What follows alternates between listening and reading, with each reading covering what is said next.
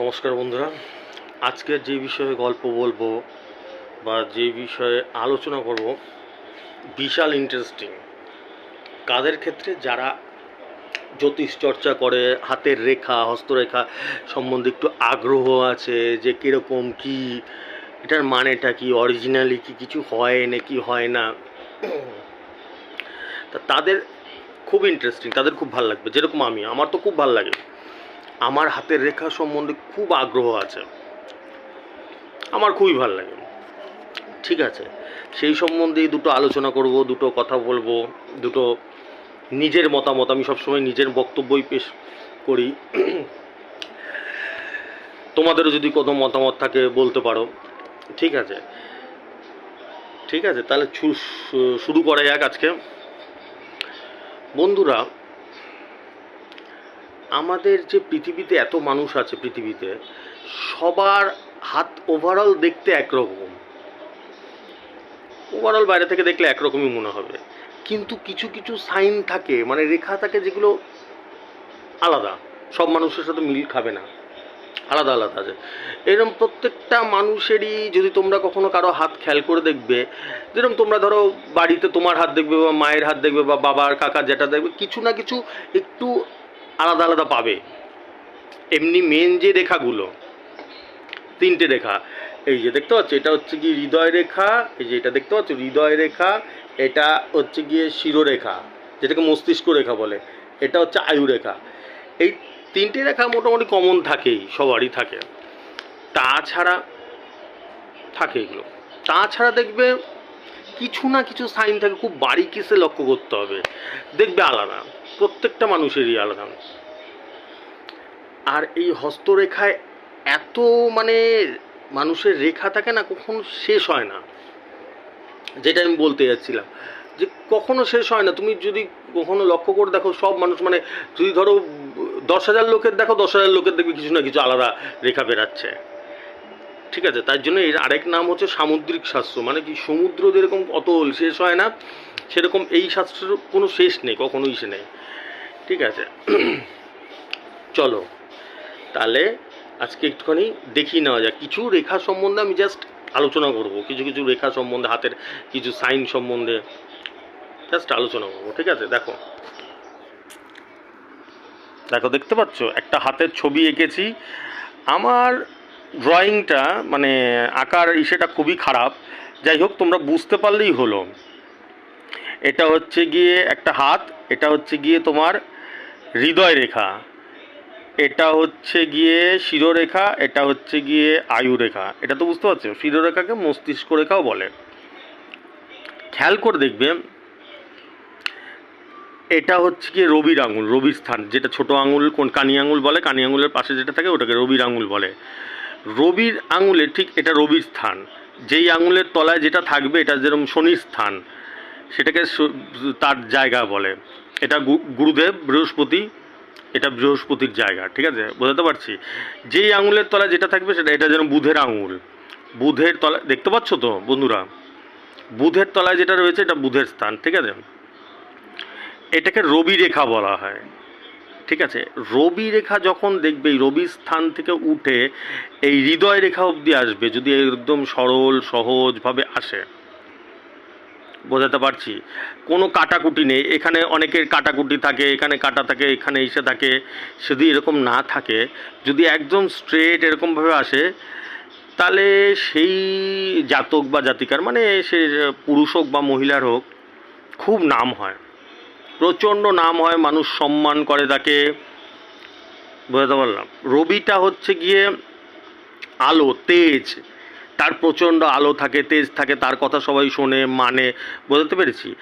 আর উল্টো দিকে যদি ধরো এখানে একটুখানি ক্রস থাকে, কাটাকাটি থাকে, এখান দিয়ে একটা দাগ কেটে দিয়ে বেরিয়ে গেছে, তাহলে ধরো এখান দিয়ে একখানে এরকম কাটা রয়েছে, তাহলে সেইখানে যতটা নাম হওয়ার কথা হয় না, অনেক ক্ষেত্রে বদনামও হয়ে যায়, এরকম অনেক থাকে। ঠিক আছে, আমি জাস্ট কয়েকটা পয়েন্ট নিয়ে আলোচনা করছি। এই রবি রেখা নিয়ে প্রচুর পয়েন্ট আছে, আমি অত পয়েন্টে যাচ্ছি না, ভিডিও প্রচুর বড় হয়ে যাবে, তোমাদের জাস্ট ওভারঅল আইডিয়া দিচ্ছি। ঠিক আছে, এটা দেখো, এটা হচ্ছে বৃহস্পতি স্থান। বৃহস্পতি স্থানে অনেক রকম রেখা থাকে, চিহ্ন থাকে, যেরকম ফোর স্কোয়ার, চতুষ্কোণ থাকে, তারপর স্টার থাকে, এগুলোর নিয়ে আমি আলোচনায় যাচ্ছি না। শুধু যদি এরকম সিম্পল একটা দাগ থাকে, এরকম একটা দাগ থাকে, তাহলে তোমরা ভাববে ভগবানের আশীর্বাদ তোমাদের উপরে আছে। বুঝতে পারলাম? এরম যদি শুধু একটা দাগ থাকে, তাহলে ভাববে ভগবানের আশীর্বাদ আছে। খেয়াল করে দেখবে এরকম দাগ যাদের হাতে আছে, যে কোনো বিপদে পড়লে খেয়াল করে দেখবে সে বিপদ থেকে বেরিয়ে যায়। এই যে বৃহস্পতির স্থানে যদি এরকম একটা দাগ থাকে, এটা হচ্ছে বৃহস্পতির স্থান, এইখানে যদি একটা কোনো এরকম দাগ থাকে, তাহলে দেখবে সেখান থেকে যে কোনো বিপদে পড়লেই দেখবে উদ্ধার হয়ে যাচ্ছ। এটা ভগবানের আশীর্বাদ থাকে, একটা স্পেশাল আশীর্বাদ থাকে। আবার সেখানে অনেক ক্ষেত্রে হয়, এটা যেরকম শিরোরেখা, মস্তিষ্ক রেখা বলে, এইখান থেকেও উঠতে পারে, বৃহস্পতির দিকে যাচ্ছে দেখো একটা রেখা, এরকমও থাকতে পারে, অনেক রকমভাবে থাকতে পারে। ঠিক আছে, চলো এবার নেক্সট পয়েন্টে বোঝানো যাক। এটা হচ্ছে শিরোরেখা, দেখতে পাচ্ছ? এইখানটায় একটা, আমার তো আঁকাটা খুবই খারাপ, আমার আঁকাটা এসে না, তোমরা বোঝার চেষ্টা করবে। এখানে যদি একটু গুল্ম জাতীয় কিছু থাকে, গুল্ম মানে হচ্ছে গিয়ে ধরো গাছের যে মূল থাকে, সেরকম মূল টাইপের যদি কিছু থাকে, দেখে গুল্ম টাইপের, মানে মূল যেগুলো থাকে না একটুখানি ইসে থাকে, তারা এরা খুব ব্রিলিয়ান্ট হয়, এদের প্রচণ্ড বুদ্ধি হয়। মস্তিষ্ক রেখা মানে হচ্ছে মাথার রেখা, ব্রেনের রেখা এটাকে বলা হয়, এইটাকে বলা হয় পুরোটাকে ব্রেনের রেখা। ঠিক আছে, যখনই দেখবে এখানটা এরকম স্ট্রেট চলে যায় যাদের, সেটা বলছি না, এইখানে একটুখানি গুল্ম টাইপের থাকতে পারে। ঠিক আছে, তাদের প্রচণ্ড বুদ্ধি হয় মাথায়, এইখানটা একটুখানি গুল্ম টাইপের থাকলে প্রচণ্ড বুদ্ধি হয়। ঠিক আছে, চলো এবার নেক্সট আসা যাক। এটা হচ্ছে গিয়ে বুড়ো আঙুল। বুড়ো আঙুলে যদি এখানে কোনো জব চিহ্ন থাকে, জব মানে হচ্ছে গিয়ে ধরো একটা ধান জব যেরকম হয়, সেরকম যদি সুন্দর একটা জব চিহ্ন থাকে, কোনো কাটাকাটি না থাকে, যেরকম সূর্যের কাছে দেখিয়েছিলাম এরকম কাটাকাটি না থাকলেও, এমনি না থাকে, সুন্দর থাকে, তাহলে সেই ব্যক্তি কিন্তু প্রচণ্ড ধনী হয়, মানি হয়, লোকে সবাই মানে তাকে, এরকম যদি থাকে। ঠিক আছে, বুঝতে পারলাম? এবার আরেকটা পয়েন্টে আসো। এবার হচ্ছে এইটা হচ্ছে আয়ুরেখা। ঠিক আছে, আয়ুরেখার শেষ প্রান্তে যদি এরকম কারো একটা লেজ বেরিয়ে যায়, কেটে আরেকটা অংশ বেরিয়ে যায়, এই যে আয়ুরেখাটা দেখতে পাচ্ছ বন্ধুরা, দেখতে পাচ্ছ? এই যে হচ্ছে আয়ুরেখা, এখান থেকে এসে এই যে শিরোরেখার এখান থেকে উঠে এসে নামে এদিকে নিচের দিকে, এখান থেকে যদি দুটো লেজ, একটা লেজ বেরিয়ে গেছে, দেখতে পাচ্ছ? তাহলে সেই ক্ষেত্রে সেই জাত মানে ছেলে বা মেয়ে, যেই যে যার ক্ষেত্রেই হোক, এরকম সাইন থাকলে দেখবে সেই ক্ষেত্রে সেই মানুষের পরিবারের সাথে অতটা ভালো সম্পর্ক থাকে না, বা বন্ধুবান্ধবের থেকে সে আলাদা হয়ে যায়, একটু দূরে গিয়ে সে নিজের পরিশ্রমে, নিজের ইসেতে সে নিজের একটা বাড়ি করলো, করে, সে আলাদা করে, সে যা করে নিজের বলবুদ্ধিতে করে, সে কিন্তু কোনো ইসেতে করে না, কারণ মানে সাহায্য নিয়ে, হেল্প নিয়ে, সে পরিবারের সাথে মতবিরোধ থাকে, অনেক ক্ষেত্রে দেখা গেছে। বোঝাতে পারলাম? এই আয়ুরেখাটার এসে এখান থেকে যখন একটা লেজ বেরায়, সে নিজের ইসেতে, নিজের বলবুদ্ধিতে, নিজের চেষ্টায় করে, কোনো বন্ধু বান্ধবের হেল্প বা বাড়ির লোকের হেল্প সেরকম পায় না, সে আলাদাভাবে নিজের সে বাড়ি করে, নাম করে, নিজের প্রতিষ্ঠা করে, এইভাবেই চলে। ঠিক আছে, বুঝতে পেরেছি? আর আরেকটা জিনিস তোমাদের বুঝিয়ে দিচ্ছে, আমাদের অনেকের ধারণা আছে, এটা হচ্ছে আয়ুরেখাতে আমরা অনেকে ভাবি ধরো এখান থেকে গ্যাপ আছে, এইখান দিয়ে ধরো গ্যাপ এতটা ধরো নেই। বুঝতে পারলাম? এটা পেন দিয়ে এঁকেছি বলে আমি কাটতে পারছি না, খেয়াল করে দেখবে এইখান থেকে ধরো আছে, এখান দিয়ে এতটা নেই, বা এইখান দিয়ে ইসে আছে। অনেকে আবার ভুল ভাবে যে হ্যাঁ তাহলে তুই মরে যাবি, এই টাইমে তোর এই আছে ওই আছে, তো ইসে যাবি না। মৃত্যুটা ওরকম আয়ুরেখাতে দেখে ওরকম পার্টিকুলার মৃত্যুটা বলা যায় না। মৃত্যুটা একবারে ভগবানের ইসে অনেক কিছু বিচার করে বলতে হয়, ওরমভাবে হুট করে বলা যায় না। যে বলে সে একদমই মানে বলা উচিত না ওরকমভাবে মানুষকে। ঠিক আছে, এটার মানেটা কি? অনেকের ধরো এখান থেকে গ্যাপ হয়ে গেছে, এটার মানেটা কি? সেই সময়টা তোমার একটুখানি অসুবিধা হতে পারে, যেই বয়সে থাকবে, বয়সেও হিসাব করার অনেক ইসে আছে, ওগুলো অনেক অন্য ভিডিওতে বলবো।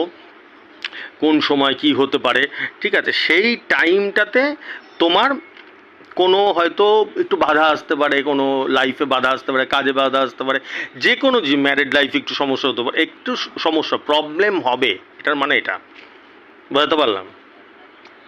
এটার মানে হচ্ছে গিয়ে এটা একটু প্রবলেম হতে পারে সেই সময়। এটার মানে এরকম না অনেকে বুদ্ধি দেয়, হ্যাঁ এটার মানে তুই মরে যাবি ওই টাইমে, নিজের মনে মনে চিন্তা করতে থাকে এরে মরে যাবো, তাবিজ ফাবিজ পরে আংটি ফাংটি পরে। না বন্ধুরা, ওরকম জীবনও হয় না, ওইসব ওসব ফালতু কথা, জীবনও হয় না, ঠিক আছে? আশা করি এই পয়েন্টগুলো বোঝালাম, এরপর আরও সুন্দর সুন্দর পয়েন্ট নিয়ে আসবো, বোঝাবো, ঠিক আছে? কেমন লাগলো ভিডিওগুলো? আস্তে আস্তে দেখবে, কারো হাতের সঙ্গে যদি মিলে যায় খেয়াল করবে, এরপর আরও বোঝাবো, আরও অনেক কিছু বোঝাবো। আমি চাই তোমাদের ভালো, চাই তোমাদের যাতে একটুখানি বোঝো, ভালো ভালো ইসে হোক, ঠিক আছে? আরও হস্তরেখা সম্বন্ধে আমি আরও অনেক বোঝাবো, জ্ঞান দেবো, ঠিক আছে? আরও অনেক বললাম না প্রথমে যে এটাকে সামুদ্রিক শাস্ত্র বলে, প্রচুর রেখা, এক একটা মানুষের এক একটা রেখা। আমি যদি আজকে ইস্যু করতে বসি তোমাদেরকে, সারা জীবন শেষ হয়ে গেল, সবার রেখা বলতে পারবো না। পৃথিবীতে হাজার হাজার লক্ষ লক্ষ কোটি কোটি মানুষ আছে, তত মানুষের সবার এক একটা আলাদা আলাদা কোনো না কোনো রেখা আছে, ওরমভাবে বলা যায় না। ওভারঅল যেগুলো মোটামুটি হয় সেগুলো আমি তোমাদেরকে বলে যাবো, ঠিক আছে? চলো টাটা, নমস্কার, আসছি।